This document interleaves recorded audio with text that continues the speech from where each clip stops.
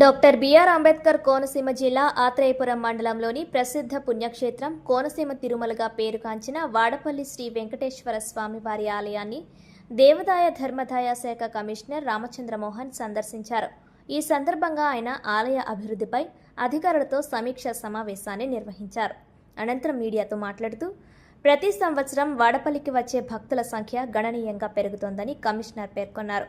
అయితే పెరిగిన భక్తుల సంఖ్యకు అనుగుణంగా ప్రస్తుత ఆలయంలో వసతులు లేవని గుర్తించినట్లు వీటిని మెరుగుపరచాలని ప్రభుత్వం ఆదేశించిందని తెలిపారు. ప్రత్యేకించి అన్నదాన విషయంలో భక్తులు ఎదుర్కొంటున్న ఇబ్బందులను త్వరలోనే పరిష్కరిస్తామని హామీ ఇచ్చారు. భక్తుల సౌకర్యార్థం భారీ అభివృద్ధి పనులను చేపడుతున్నట్లు కమిషనర్ వెల్లడించారు. 6,25,00,000 వ్యయంతో నూతన అన్నదాన భవన నిర్మాణాన్ని చేపడుతున్నామని, భక్తుల వసతి కోసం 54 గదులు మరియు 4 డార్మిటరీ హాల్స్తో పాటు 12 కోట్ల వ్యయంతో శ్రీనివాస సదన్ నిర్మాణం జరుగుతుందన్నారు. వాడపల్లిలోని వివిధ దేవాలయాలకు సంబంధించిన స్థలాలను భక్తుల సౌకర్యార్థం కోసం సమర్థవంతంగా వినియోగించుకునేలా ప్రత్యేక మాస్టర్ ప్లాన్ రూపొందించినట్లు తెలిపారు. 2027 జూన్లో జరగనున్న గోదావరి పుష్కరాలను దృష్టిలో ఉంచుకొని వాడపల్లికి భక్తుల తాకిడి భారీగా పెరిగే అవకాశం ఉందని కమిషనర్ అంచనా వేశారు. పుష్కరాల కోసం గోదావరి నది పరివాహక ప్రాంతాల్లో మైనర్ మరియు మేజర్ పనులు కలిపి మొత్తం 543 పనులను గుర్తించినట్లు తెలిపారు. ఇప్పటికే 43 మేజర్ పనులకు టెండర్లు పిలువగా 38 పనుల ప్రక్రియ పూర్తయిందని, మిగిలిన 5 టెండర్లు ఫైనల్ అయ్యాయని వివరించారు. గోదావరి పరివాహక ప్రాంతంలో ఉన్న దేవాలయాలన్నింటికీ కూడా భారీగా సంఖ్యలో భక్తులు వస్తారు. ఆంధ్ర రాష్ట్రం నుంచే కాకుండా తెలుగు రాష్ట్రాలకు కూడా భారీ సంఖ్యలో భక్తులు వచ్చి ఇక్కడ గోదావరి నదిలో పుష్కర స్నానాలు చేసి దగ్గరలో ఉన్న పుణ్యక్షేత్రాలను దర్శించుకోవడం అనేది అనాదిగా వస్తున్న సాంప్రదాయం. అదేవిధంగా వచ్చే పుష్కరాల్లో కూడా భారీ సంఖ్యలో భక్తులు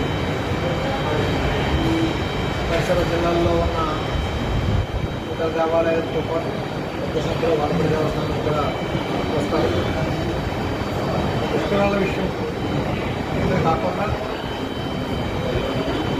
ప్రతి సంవత్సరానికి కూడా ఏర్పడుతుంది. దాంతోపాటుగా అన్నదానం విషయంలో ప్రధానంగా ఇబ్బంది ఉంది. భక్తుల సంఖ్య నుండి అకామిడేషన్ వసతి సరిపడా ఇబ్బంది. దానికి కూడా ఒకళ్ళ మాత అన్నదాన భవనం పూర్తయితే అక్కడ కూడా భక్తులకి సౌకర్యం ఏర్పడుతుంది. దాంతోపాటు 120,00,000తో పార్కింగ్ ఏరియా ప్రాంతంలో ఆల్రెడీ అంతా బిల్డింగ్ చేసి పార్కింగ్ సదుపాయాన్ని మెరుగుదల చేయడం జరిగింది. అక్కడే 120,00,000తో డార్మిటరీ కూడా ఏర్పాటు చేయడం జరుగుతుంది. అక్కడ త్వరలో నిర్మాణానికి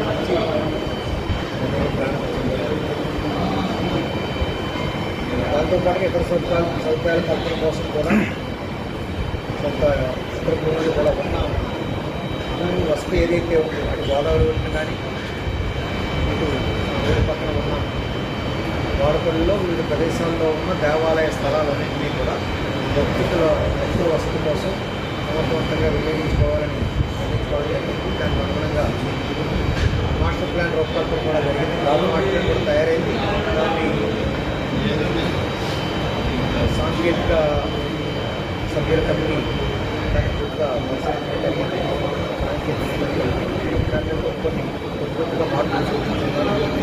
దాన్ని కూడా త్వరలో పూర్తి చేసుకుని ఒక నెలలో డ్రాఫ్ట్ మాస్టర్ ప్లాన్ కూడా ఫైనలైజ్ చేసి దానికి ముందుకు పెట్టడం జరుగుతుంది. దాని ప్రకారం భవిష్యత్తులో అభివృద్ధి పనులన్నీ కూడా పూర్తిగా మాస్టర్ ప్లాన్ ప్రకారం జరగాల్సి ఉంటుంది. అయితే ఎక్కడ విధంగా మిగతా చోట్ల జనాభా తగినట్టుగా వస్తువులు ఉన్నాయి. అందువల్ల శ్రీశైలం వాటిల్లో ఏంటంటే భక్తుల సంఖ్య తగిన సంఖ్యలో వస్తువులు లేవు. దాన్ని మార్కెటింగ్ మీద చేయవలసిన అవసరం ప్రభుత్వం కూడా అందరూ కూడా వాడపల్లి దేవస్థానం మీద ప్రత్యేకంగా పరిశీలన జరగడం జరిగింది. వస్తువులు కల్పనని వేగవంతం చేయడం ప్రత్యేకంగా ఆదేశించడం జరిగింది. ఆ రకంగానే మాస్టర్ ప్లాన్ ఫైనలైజ్ చేసి దాని ప్రకారం సార్ ప్లాన్ ఫైనలైజ్ అయిపోతే మిగతా పనులన్నీ కూడా వెళ్ళడానికి ప్రభుత్వంలోనే మాస్టర్ ప్లాన్ ఫైనలైజ్ చేస్తారు. సరే, గోదావరి పుష్కర నేపథ్యంలో మొత్తం రాష్ట్ర